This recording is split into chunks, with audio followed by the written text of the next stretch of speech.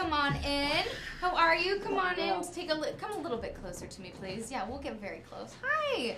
Congratulations. Thank you. Last time you were here with us, we were talking about the cover of your book, and now you have released your book. Yeah, we had your cover. I know. Confessions of a Working Girl, or How to Get Laid Off. Love it. Love it. So I haven't had a chance to read the whole thing. I was speed reading in the back. Thank you. So congratulations. You released this just earlier this month. It shot overnight, just within 12 hours, to Amazon's list in the top 10 of bestsellers. And at one point on a certain list, it hit #1. Yes. So congratulations to you. Thank you. And it's autobiographical, and I wrote it while I was unemployed. Because what else do you do when you're sitting on your couch? You write a book. But it was fun. I'm having fun. This is new for me, this book stuff. Book stuff, right? Book stuff. And the illustrations, let me point out, are by Charlie Hall. These are, and he did a really wonderful job just flipping through. So I thought he just did the cover, but there are illustrations inside, which I think are pretty talented. So talk to me a little bit about, so you were sitting at home on the couch just doing nothing apparently. Well, no, actually. Just doing nothing. Nothing. But tell me why you decided to write this. Well, it all started back in 2012. I lost my full-time job, 2 TV shows, and both my parents. It was a tough year, 2012. But I've always tried to find the funny in everything, and short of losing my parents, which I still don't find amusing, I would just start going over my employment history, which I realized there's a lot of. And a friend of mine said, why don't you just write a book? Okay, so I started to write, mostly to feel better and just to purge. So this book was actually much larger, and my publisher transitioned it into something readable, short of War and Peace. But it's really, it's an amusing, every story I tell has a lesson, a life lesson, and hopefully an amusing anecdote to it. And I've done a lot of things. You have done a lot of things. How did it feel for you? You said you were going through a really hard time. Yep. Writing can be pretty cathartic. How did it feel for you to get things out, to put it on paper? And publishing a book, well, first of all, writing a book is not easy. Publishing a book is really not easy. How did it feel to do this whole experience and to be where you're standing today? It still really hasn't hit me. I mean, today you're my second interview today, Molly. Well. But it's really, I'm excited about it. It was on my bucket list. I like to try new things. The original title of this book was Over 50 and Still Getting Laid Off. Because it could be your next one. That's a whole other. But I realized that I hadn't looked for a job in a long time, and it was a whole different experience to do it at this age. There's not a big demand for women or men of a certain age to be out there looking again, to start over again.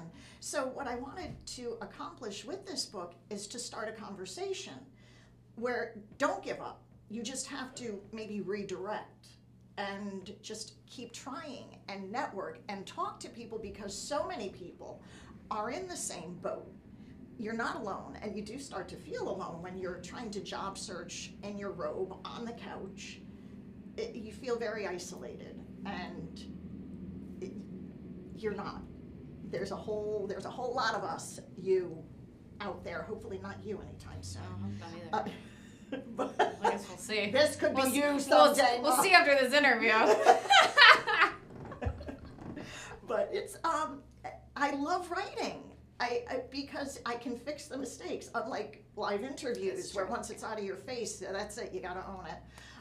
But here you can kind of edit and rewrite, and as a comedian, I wish I could do that on stage.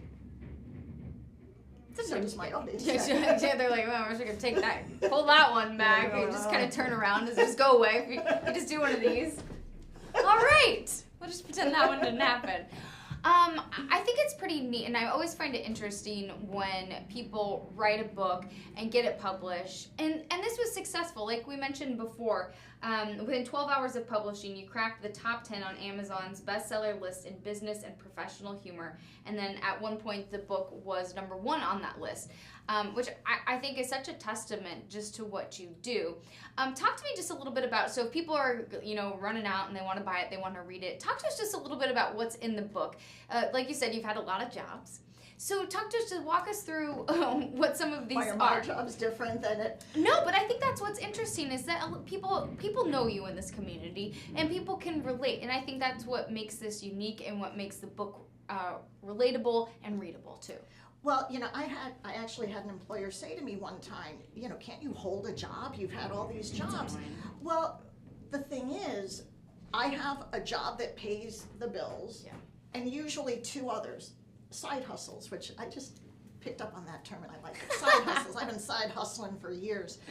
Not because I'm greedy, it's because I never got a degree in anything to make one paycheck that could pay all my bills. So I was always making sure that I had a backup plan. It's all about the backup plan. And being in entertainment, you're not going to make a living. Most of us will not make a living as an entertainer in Rhode Island. You have to be in New York or LA. Yeah. So I made a life choice. That, and when you're not that talented, you have to, have something to fall back on too. So I've always supplemented, but I've always loved what I do and the entertainment aspect. And I'm not afraid to try new things. And I've learned something from everything I've tried. So even though I have never done the same thing twice, what I've learned from the experience I bring into the next one. I mean, for an example, I went from sitting on the Mayor's Substance Abuse Prevention Council to working at the Compassion Center. So I went from saying no to drugs to selling pot. So it's that kind of irony that kind of transitions. It's kind of. I'm very flexible. Yeah, there you go. Kind of transitions. Yes. Do you think, kind of what you're talking about here, the fact that you've had multiple jobs and you've had that entertainment aspect, and you've had these side hustles, do you think part of that is that you've had to do this because you've been a mom, because you've been a woman, and that's just kind of, you do what you have to do because you have to take care of your family? Yeah. Yes. That, and like I said, I went to NYU, I was a theater major at NYU, but I didn't have the maturity or the drive, I guess. In all honesty, I probably should have put more into what I wanted to do, but it was the height of disco, Molly, come on. I had places to go, drugs to do, and people to see. Kidding, kind of. But I then, as I got older, I knew I wanted a family. And I chose that and here. But because I still love what I do what I do, and I don't regret any choices I've made. I have 2 great kids, I have a great husband, and I'm happy with my life. This is the next step because you don't have to be pretty to write. You don't have to put makeup on. You don't even have to put clothes on. You can stay home and just write away, and that's exactly how I write. I'm home and I'm naked and I'm ugly. Do you write on a computer or? Yep. Okay. But I love paper. Okay. And the physical flipping through pages and writing. So I still do both with everything. My schedule, my notes, everything. There's that whole book that Tom Hanks wrote and he did on a typewriter, or it was about typewriter, something like that. Yeah. So I kind of find it interesting to hear how people jot down their thoughts. Some people just do it on Post-it notes. You're not doing a traditional book tour or signing. You're doing something kind of fun and unique. Talk to us about that. I want to do... Or at least you're naming it something fun and unique. Yes. Chick chats. Cool. But boys are invited as well. Okay. But it's to start the conversation and to be supportive of women, especially women. We become invisible. I'm learning this too. The older we get, the more transparent and see-through and invisible we become. I always thought that was just some bitter old hag philosophy. It's true. And I'm not bitter about it. I'm not angry about it, but you have to learn how to work through that and feel good about yourself when no one's listening to you or when no one hears you. We hear each other. Women are very supportive for the most part. I know it's a running, men will say, bitches, girls, Cat fights. Yeah. Those do happen, but there's more support, I think, than fighting. I think we're very, because we get it. We get it. Totally. We're just more emotional about things. I think that is where men don't understand where that comes from. I think that also there's a new understanding, especially within the past year, that women need to be more supportive of each other. Yes. So I think it's kind of almost been, if you weren't being supportive, almost kind of a reality check, like figure it out. It's a sisterhood, it's a maternal instinct, but that's with these chit chats. What I'm saying is if you and your girlfriends want to get together, 15, 20 of your girlfriends, meet over somebody's house, we bring the wine, we bring the cheese, we, look at the book and we just chat and tell our stories because I need new material. No, we do. So I can make fun of you on stage at a later point in time. Yes. All right, I dig it. No, I don't do that.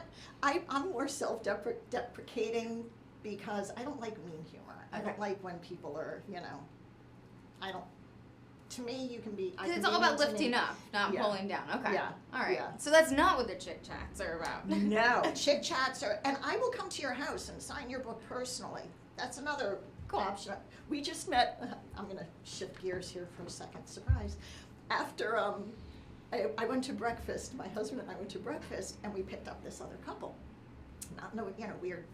Not kinky way. Okay, No. okay. That's another chapter in a different book on a different Amazon list. No, they were this little couple. It was his 80th birthday. They've been married 58 years. We were getting seated before them, which I was like, wait, you were here first. Why don't you come and let's all eat together? So we did, and my husband Frank said, tell them what you do. Show them your book. And I whipped out my book, and the woman said, oh, I've seen this book. I'm like, what do you mean you've seen this book? Nobody's seen this book yet. And she said, no, I just saw you on TV this morning. I was like, oh my God, where am I going with this? I'm not sure. No, me either. I'm letting you finish, though. Thank you. And I will finish. But it's getting out there and talking to people and just being open. Where was I going with this, Molly? I apologize. You're being open. I am being open. You're being open. You're being supportive. I know what it was. Okay. They're ordering the book. I gave them my card. I'm going to their house to sign their copy. I knew I'd find it eventually. That's really neat. That's So, nice. Okay, yeah. so hopefully they're not going to murder you. Cut me up and eat That's me. where I'm going with this. Okay, and before we let you go, in April you have a pretty cool night planned for the Stadium Theater. Yes, Girls' Night Out at the Stadium Theater. I have Christine Hurley. She's a big Boston headliner. I have Tracy Locke, who Awesome. is out of New York and New Jersey. She actually she does the warm-up for Harry Connick Jr.'s Oh, no way. show. That's Yep. cool. Jared Habon from The Bachelorette in Paradise, and Jackie Collins, who is a drag queen. She does Diana Ross. Fun. That's just a tidbit, just a little taste of what's going to happen on April 20th at the Stadium Theater. So that venue is so beautiful, so nice. They did such a nice job with It is. the renovations of it. And last time you were here, you were talking just about what it means. Like, we all really need to get together and support local comedians and female comedians just Yes. in general. Talk to us a little bit about that and why it was important for you to book something that's kind of a ladies' night out. Well, they actually approached me, they being the Stadium Theater, excuse because... Excuse me. No, I feel I was nervous about it because we being Women Behind Bars, the female comedy show that I was producing. We would do the marquee room, which seats a cozy 105, and we would sell out every time we did it. Yeah, that's great. And they finally, great, thankful, we had awesome audiences. Every time you just feel like a rock star. And so Kathy called me and she said, we want to move you to the big room. And I was like, ooh, no, I'm scared of the big room. It's like triple. There's 1,100 seats in the big room. Yeah. It's really big. That's big. And she said, well, no, not your little show. We want you to do a big show. Cool. And I'm like, okay. So, I don't say no often, and I didn't this time. So actually, tickets have, I think we've sold 300 already. All right. So get them while they're hot. And if not for me, the other comedians I named are worth the ticket price. I mean, I'm okay, but. So it sounds like a good show. We'll have to try to get in touch with some of the Yes. artists to bring them down here, see if we can get them on the show before April. Oh. Yeah. that'd be Okay, fun. we can work on that. Yeah, let's get in touch. Yeah, and I do think it's important to support local, because there's so much talent here in this city. Did you hear Joe Wilson is understudying Denzel Washington? Yeah, we wrote about it. Broke it here. My God, breaking news! Broke it You here. broke it. I'm just picking up the pieces. I love Joe Wilson. I love you, Christmas Joe Carol Wilson. this year. Gosh, Yes, that's phenomenal. he's a great guy, and just we have talent here, and we like being here. That's the quality of life, and it's just such a cozy. Rhode Island town. it's pretty amazing. So you can get. Are you only on Amazon? Or are you in local bookstores too? You can go to a Barnes and Noble and say, hey, do you have Confessions of a Working Girl? And they'll say, and it should be in their system. Like, I don't know what that Yeah, means, what? but Yeah. you're in the right kind of bookstore. That would be amazing. But it's on Kindle and paper. You can get it on Amazon. Definitely, I think Barnes and Noble. Okay. Can I dial phone a friend? Or you can just go on my website and message me, and I'll get you a copy, and I will come to your house and sign it. That's awesome. I should stop saying that. She really wants to come visit. Invite her over for lunch, people. Please, I don't want to cook. Yeah. Invite her over. Doreen Collins, it's been such a pleasure having you here. It's always good to see you. Thank you, It's you too. always good to chat with you. And she's doing Woonsocket. She's having the show Ladies Night Out at Woonsocket Theater. So at Stadium Yes. Theater in Woonsocket.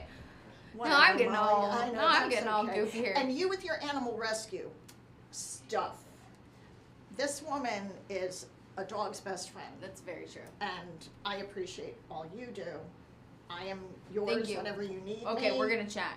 We're gonna get something going here. Okay. We're gonna wrap up here for just a couple minutes as we get set up for another edition of Go Local Live. So please hang tight. Thanks so much for joining us here. Kate Angle will join us in just a few moments.